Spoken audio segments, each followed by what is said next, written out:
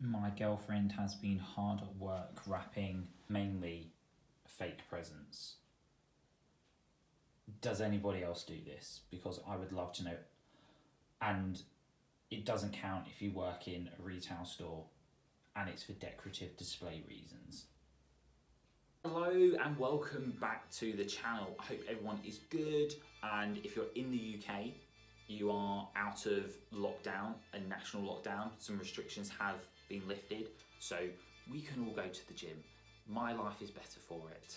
So much better. It's been so good to get back into the gym for the past 5-6 days, but oh my god, has it been tough. I have had major DOMs. I have just had to kind of take it a little bit easier than I would have liked because I've not picked up a barbell for 4 weeks, or I hadn't until last Wednesday. I hadn't done lots of things. I hadn't moved in certain ways. My fitness, my aerobic and anaerobic fitness, my strength levels had just, slightly gone down, but enough for me to just be dying inside whenever I'm doing a WOD. Particularly today, I did one workout today, which was gruesome, absolutely gruesome. And I just don't want to talk about it. It was that traumatic. But yeah, nothing new with me. I'm ploughing through my advent calendar, which has been lovely. I've got a Toblerone one, milk, white, like an almond crunch, like even more almonds in it, and dark chocolate, which is my favourite. Oh my god, dark chocolate Toblerone is fit. Genuinely delicious and even more addictive than chocolate is. And like the little child in me, I say little child, the 30-year-old version of me inside who just wants to eat all of the chocolate is slowly taking over, and I'm having to restrain myself. And I hope that I'm not the only one out there who is having that problem.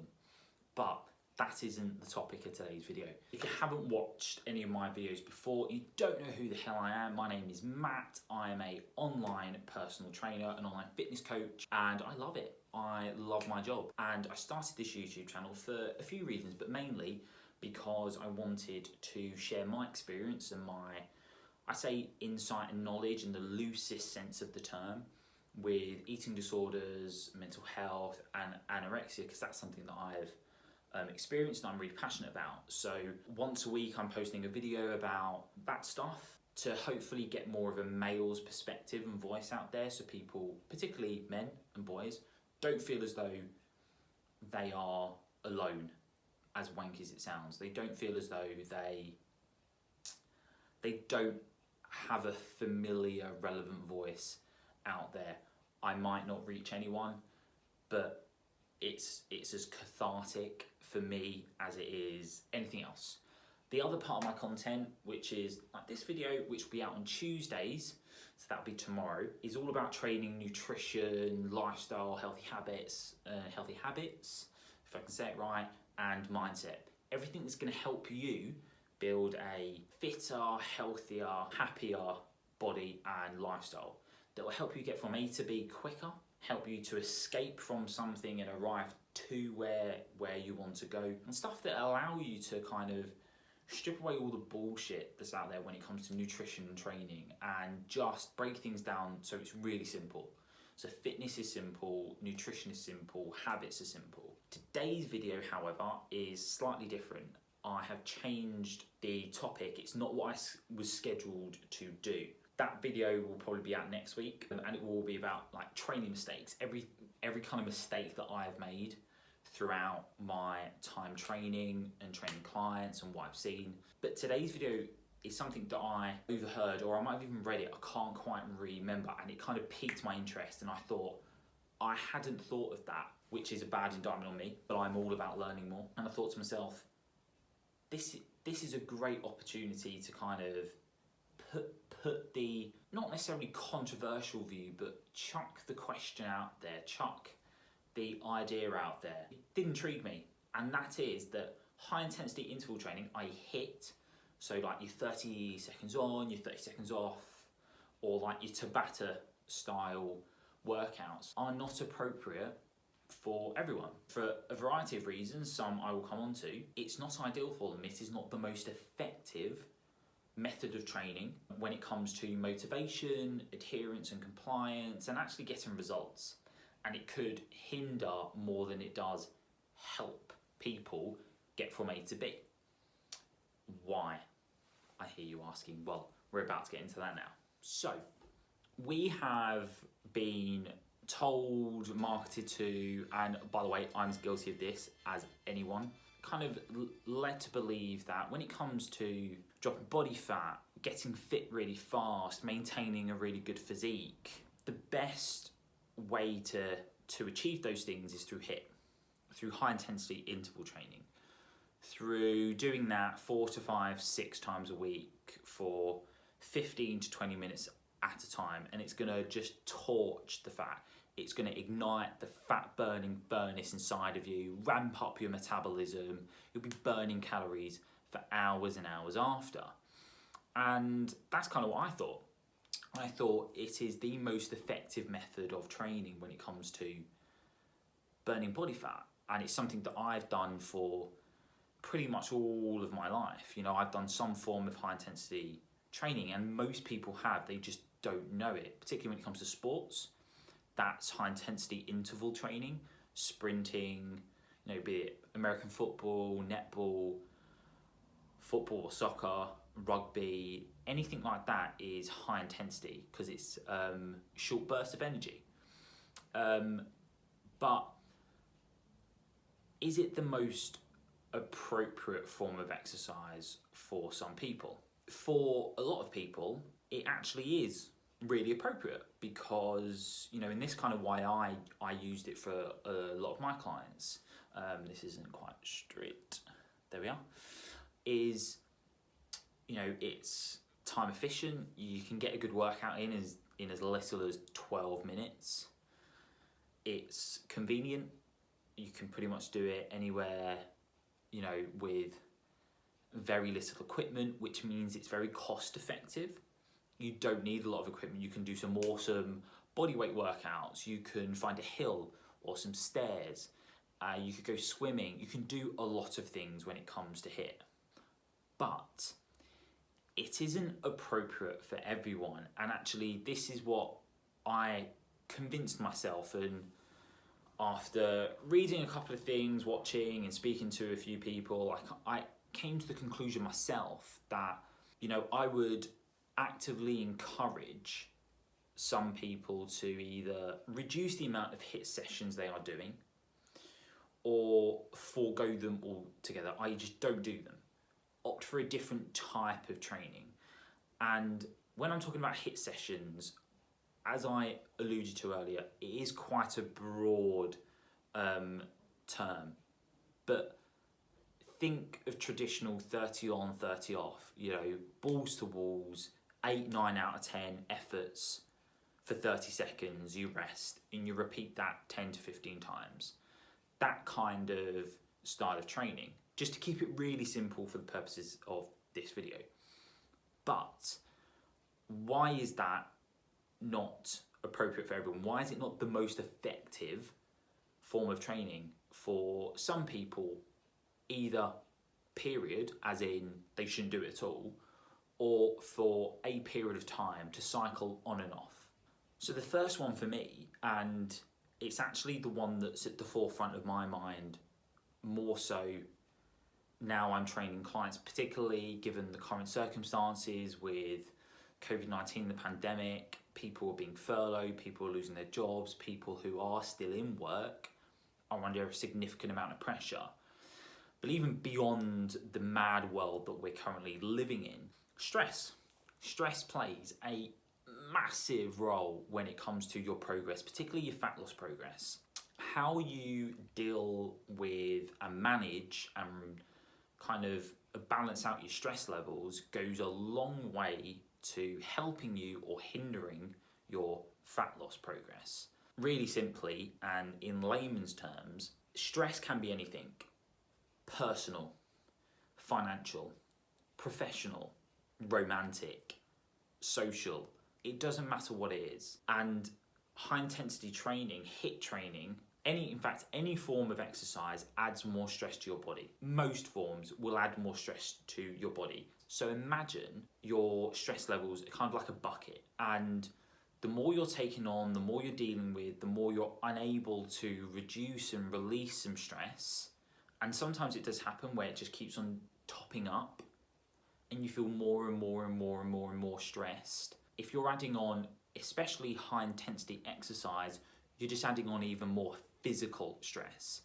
It's going to drain you because it's so intense. So for some people, it's just not appropriate. If their stress levels are high, and I work with my clients quite closely to improve their sleep, energy levels, but also their stress levels, depending on the feedback I'm getting from them physically, but also just in terms of anecdotal evidence, then I won't get them to do too many HIIT sessions. I will say to them, right, just go for a walk, go for a run, just get outside, do something that's going to raise your heart rate and move you, but it's not going to tax you. Stress, if your stress levels are high, I would definitely think about not doing HIIT workouts unless you are someone who finds exercise a stress release valve. Then keep doing your HIIT sessions. You're probably like me.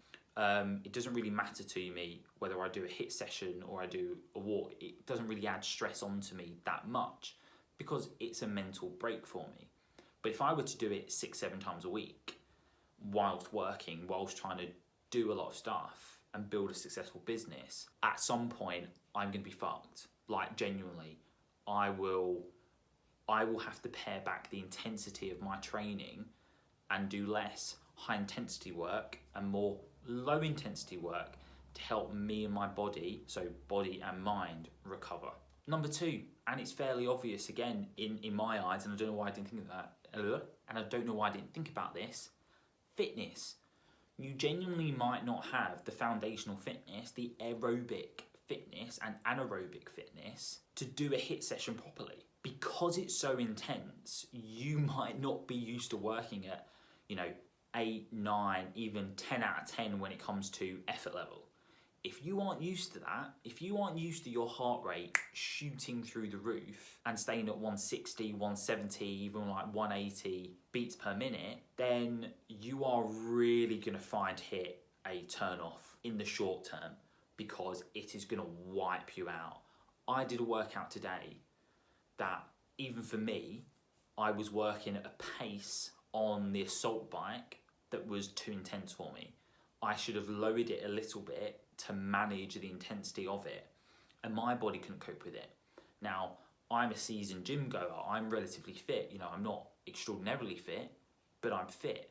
And even for me, I was like, I think I've pushed myself a bit too far. So if you're a beginner, if you're someone who has struggled with being overweight for most of their life, they've yo-yo dieted and weight cycled, or you could be a healthy weight, but you physically, in terms of your cardiovascular system, your respiratory system, you're just an untrained individual. You aren't used to that intensity. So what I would be doing is kind of go back to point 1 about stress, is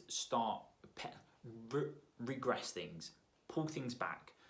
Start off with walking, a little bit of running, maybe even weightlifting, getting you used to working at a higher intensity for a short period of time, and then upping it to maybe HIIT sessions of 30 on, 30 off, or Tabata style. Until then, I most certainly would not be asking someone, and fortunately I haven't asked anyone who is fairly untrained, isn't used to exercising, and isn't used to exercising at a higher intensity, to do an 8, 9 out of 10 session 4 or 5 times a week, because they're just not fit enough at the moment to maintain it. And lastly, it's just safer for them as well. Doing something that's lower intensity is safer. They could well injure themselves, which actually is a point further on. So if they're not fit enough to kind of experience the correct stimulus at the right intensity, they could well just do themselves harm.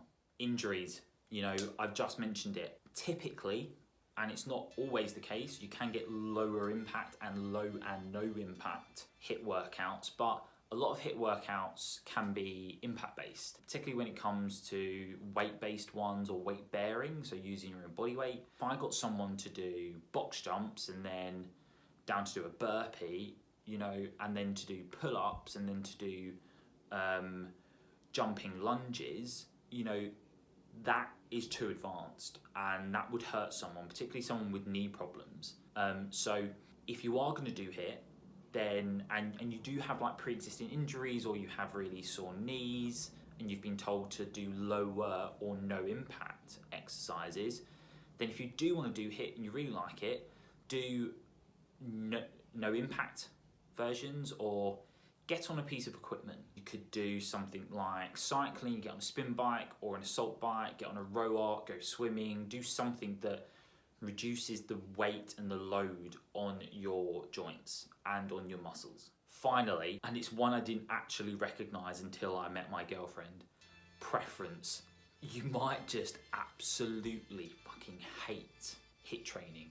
Just the thought of having to get up to an 8, 9 out of 10, or even a 10 effort level, where like I was this morning, I genuinely was white. I remember the co-owner of the gym just saying to me, "You look white, like you look really bad." And it was the first workout in a while that I've done, and thought to myself, I think I might be sick. I got off the assault bike to do some wall balls, so big ball that you chuck against the wall and just squat down and keep doing it. I thought I was going to be sick. Like I was that dizzy. Now, I don't mind that feeling. In the moment, I hate it, but I don't mind it. In fact, that to me, I'm like, oh, do you know what? I really enjoyed that. My girlfriend, no, like she'd cry, or in fact, most likely, she'd refuse to do it. I'm passionate about making health and fitness sustainable in every single way, both in terms of the environment, but also in terms of the longevity, your compliance and your enjoyment of it, and being able to keep doing things that you love and that doesn't hinder your ability or your motivation to stay healthy and be confident. So always pick a form of exercise that, if you can, you enjoy it, or at least you don't hate, and that you kind of think, do you know what, I don't mind doing it because the benefits outweigh, it is a means to an end. If you can get to that point, fantastic.